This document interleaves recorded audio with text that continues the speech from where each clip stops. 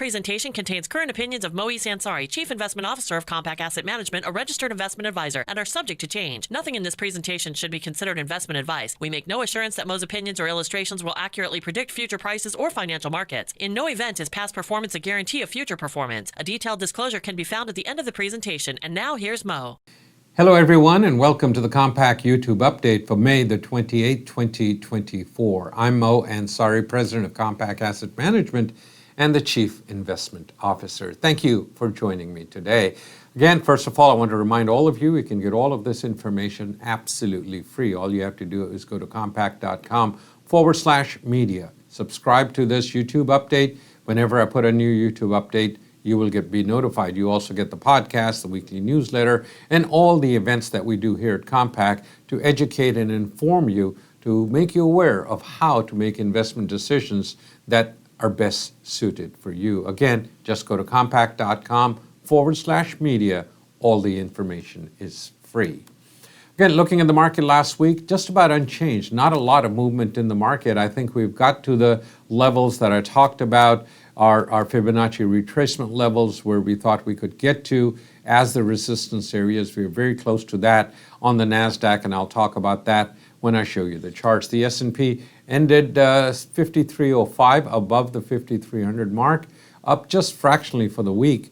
Not a lot of movement. NASDAQ is doing well. It's up 1.42%. It had more room to the upside. I've talked about the Fibonacci target that we could get to, and we're getting closer to that. For the quarter, we're up 1.17. Year to date, up nearly 12% for the S&P. So far, it's been a wonderful, wonderful week.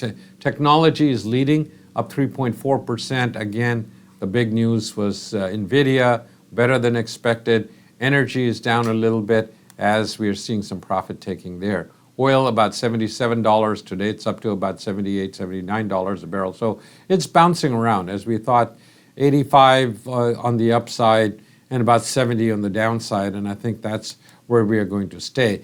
Interest rates up slightly last week as the reality is sinking in, or the market is starting to go that, oh, we're not going to get any more interest rate cuts for the rest of the year. I think that is, again, going from one extreme to the other, where we were at 7 interest rate cuts at the end of last year. That's what the market was expecting. I thought that was too much. And now we've come full circle, and the market is expecting no, or starting to build in this narrative that there will be no interest rate cuts between now and the end of the year. As I've said all along, I still expect 2, maybe 3 interest rate cuts before the end of the year. But all of that will depend if we do see some slowing inflation numbers, we do see some slowing in the economy, the unemployment numbers moving up a little bit. If that happens, I think the Fed will come right around and say, okay, we're not at 2% inflation, but the economy is slowing. That will bring inflation down further down the road. So we want to be preemptive. We want to be a little bit ahead and start cutting interest rates. That's going to be the scenario. But it take a month or two for us to get there. That's really where we are now, where it could take a couple of months for that reality until we get more data on inflation and the unemployment data. So I think right now that's where we are. Again, potential NVIDIA, you can see it's gone dramatically up since the beginning of this year. It's up dramatically, but you see the rest of it is sort of going along. You know, we're looking at infrastructure, it's up nicely. We're looking at phase 3, some of these, and then productivity is up also, which is a very good sign overall. You look at the initial claims for unemployment, then we get not a lot of first quarter GDP report comes out. Consensus is 1.3% is going to be the first quarter. That's again going to show us how the economy is doing. Again, remember, we had the report that showed us slowing quite a bit. We get the price chain index, we get personal income, PMI. Not a lot of economic data this week that's going to be really moving. Looking at the technicals, I had the target of 5310 to 5340 for the S&P. We hit a high, but we saw a key reversal last Wednesday, where we went above the previous day high, closed below the previous day's low. That is a key reversal. Thursday was an inside day, and today we're slightly lower. But this 5310 to 5340 was my target, the projection from here to here. We hit that. And now I think we're looking also at wave 5 as a completion of wave 5. Everything moves in 5 waves, 1 up, 2 down. That's wave 2, 3 up. That's wave 3, 4 down. And then the 5th wave to the upside. Everything moves in 5 waves. The target was 53.10 to 53.40. I put that out at the end of April. Here we are in June, and we hit that target. Now I think we're in the process as the market comes to the realization that we might get interest rate cuts, we might not get, and with the market saying we're not going to get interest rate cuts, we could see some pullbacks and we get into the summer doldrums. June, July, August are usually months where the market sort of goes back and forth, up and down. But if we do get above 58.40, then we'll extend the 5th wave to the upside, and we could move to somewhere around 5,400 or maybe 54.50 is the target. This is a daily chart. Each one of these vertical green and red is 1 day of trading. As you can see, this is a weekly chart, and you can see this is wave 1 up to the upside, 2 to the downside, 3 to the upside. Now we're getting to wave 4. Again, the target here, 53.10 to 53.40. We got right to that number on Wednesday, and now we're sort of backing off from there a little bit. First support is going to be 51.16. We get a deeper wave 4 correction. This is going to continue to come up. This is the 50-week moving average. And it'll be somewhere around 5,100 to about 5,000 is what we're looking at for a correction. 300 points, which is not a lot, 6-7%. But we could see that over the summer and back and forth. And that'll give you the opportunity to buy the things that you want to do. On the daily chart, again, we are seeing the 5th wave completion. On the dailies, support at 16,540. We're at 17,000 today. 16,225 is the 50-day. Weekly target, as I mentioned again, for some time, that was from this projection, from this high in 2022, 2 years ago, it projected to 17,125 to 17,700. We are getting very close to that, 17,100 to 17,700. So we could have a little bit more, but that's what we're looking for. The NASDAQ, it could get into this area of 17,100, but that'll complete a weekly 5 waves to the upside. After that, we could get an ABC correction and sideways. So maybe a little bit more on the NASDAQ, but that's about it. As I've said, we could get to 17,100 to 17,700. We are there now, and I think now the market is technically where we are fully developed on the upside, and we should get some pullbacks, corrections, whatever you want to call them, over the next couple of months. That's what we're looking for. Interest rates are on the down cycle, but they came down and big up move today, 7 basis points up. The 20-day moving average is 4.47, 50-day is 4.46.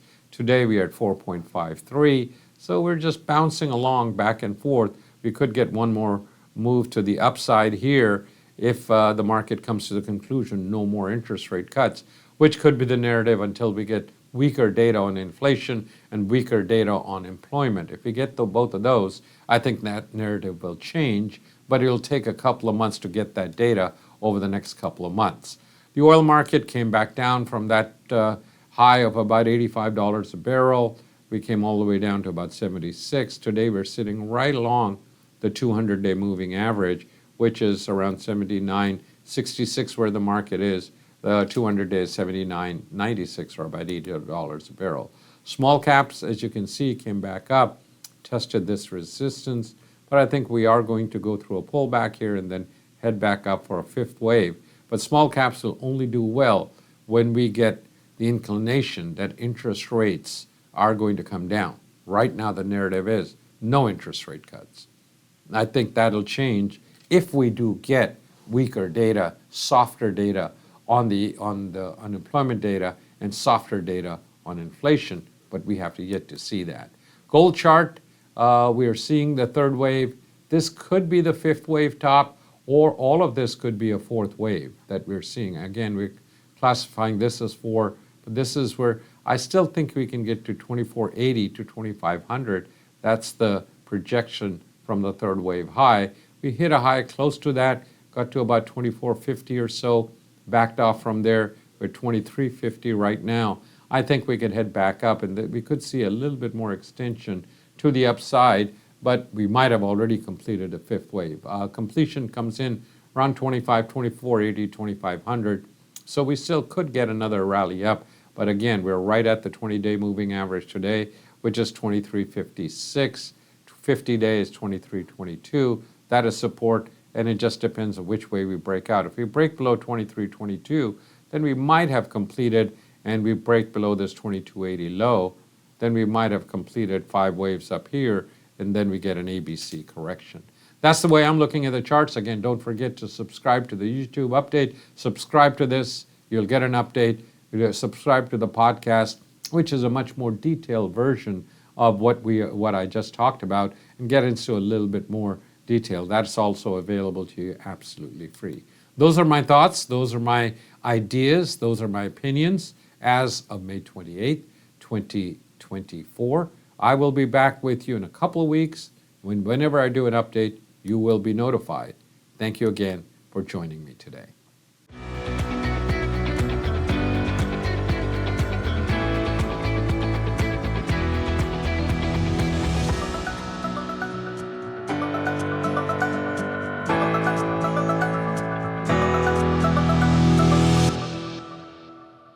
This presentation contains the current views and opinions of Moise Ansari, Chief Investment Officer of Compak Asset Management, a registered investment advisor. The views expressed are current only as of the date of this presentation and are subject to change. Nothing in this presentation should be considered investment advice, and nothing is personalized to any investor's individual circumstances. Compak Asset Management offers investment advice only after entering into an investment advisory agreement and gathering client-specific information about goals, objectives, financial status, and risk tolerance. This presentation uses terminology associated with technical analysis and provides charts to illustrate some of the concepts discussed. Technical analysis is a security analysis method with the goal of forecasting the direction of prices of securities or market indices through the study of past market data, primarily price and volume. We make no assurance that past performance or the use of technical analysis will accurately predict future prices. Further, a risk of technical analysis is that over-focus on historical patterns could lead to ignoring or downplaying security-specific concerns, overall market or sector concerns, or other factors because we assume inaccurately that historical patterns will repeat themselves. In no event is past performance a guarantee of future performance.